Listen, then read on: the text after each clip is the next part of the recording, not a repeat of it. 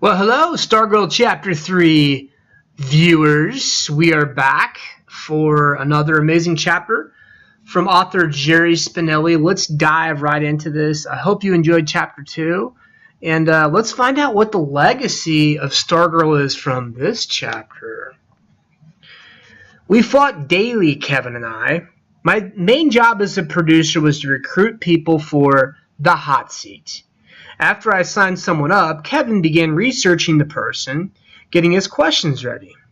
Every day he asked me, "Did you sign her up?"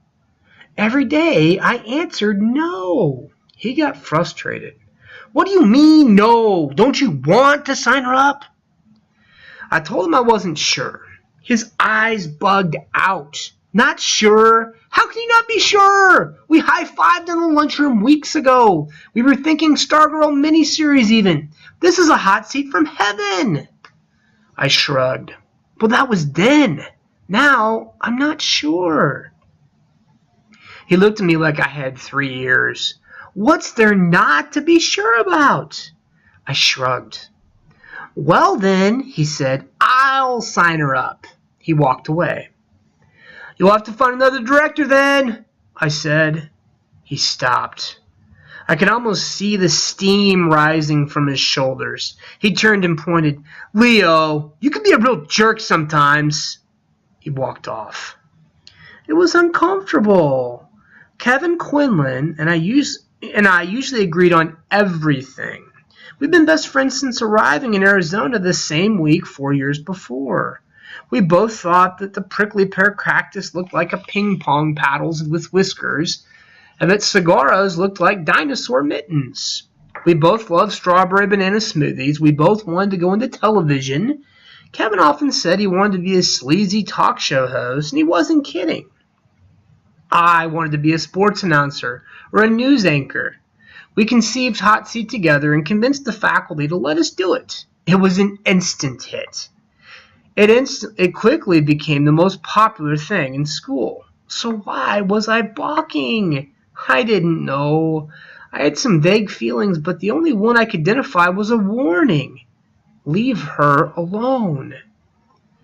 In time, Hillary's hypothesis, so called by Kevin, about Stargirl's origins gave way to other theories. She was trying to get herself discovered for the movies. She was sniffing fumes. She was homeschooling gone amok. She was an alien. The rat she brought to school was only the tip of the iceberg. She had hundreds of them at home, some as big as cats. She lived in a ghost town in the desert. She lived in a bus. Her parents were circus acrobats. Her parents were witches. Her parents were brain-dead vegetables in a hospital in Yuma. We watched her sit down in class and pull from her canvas bag a blue and yellow ruffled curtain that she draped over 3 sides of her desk. We saw her stretch out a 3-inch clear glass vase and drop it into a white and yellow daisy. She did this and undid this in class, every class she attended, 6 times a day. Only Monday mornings was the daisy fresh. By last period, the petals were drooping. By Wednesday, the petals began to fall, the stem to sag.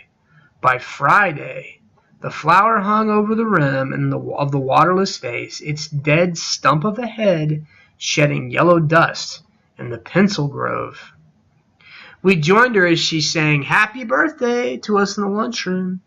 We heard her greet us in the hallways and classrooms, and we wondered how she knew our names and our birthdays. Her cotton headlights eyes gave her a look of perpetual astonishment, so much that we found ourselves turning and looking back over our shoulders, wondering what we were missing. She laughed when there was no joke. She danced when there was no music. She had no friends, yet she was the friendliest person in school. In her answers in class, she often spoke of seahorses and stars, but she did not know what a football was. She said there was no television in her house. She was elusive. She was today. She was tomorrow. She was the faintest scent of a cactus flower, the flitting shadow of an elf owl. We did not know what to make of her. In our minds, we tried to pin her in a corkboard like a butterfly, but the pin merely went through, and away she flew. Kevin wasn't the only one. Other kids pestered me. Put her on the hot seat! I lied. I said I was only a 10th grader and I said that she was only a 10th grader and you had to be at least a junior to be on hot seat. Meanwhile, I kept my distance. I observed her if she were a bird in an aviary. One day I turned a corner and there she was, coming right at me, the long skirt softly rustling, looking straight at me, surrounding me with those eyes. I turned and trotted off the other way. Seating myself in my next class, I felt warm, shaken. I wondered if my foolishness showed. Was I myself becoming goofy? The feeling I had when I saw her around the corner did something like a panic. Then one day after school, I followed her. I kept a safe distance. Since she was not known to take the bus, I expected her walk to be short. It wasn't. We trekked over mica, past hundreds of grassless stone and cactus front yards, through the Tutorized shopping center, skirting the electronics business park, around which the city had been invented a mere 15 years before.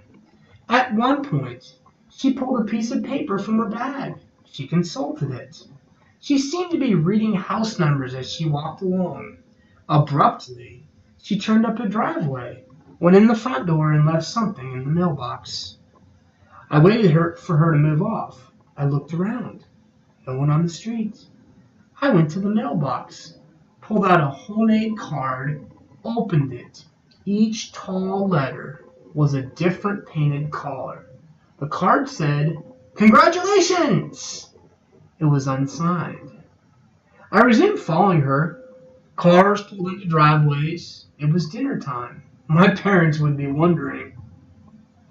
She took the rat from her bag and put it on her shoulder.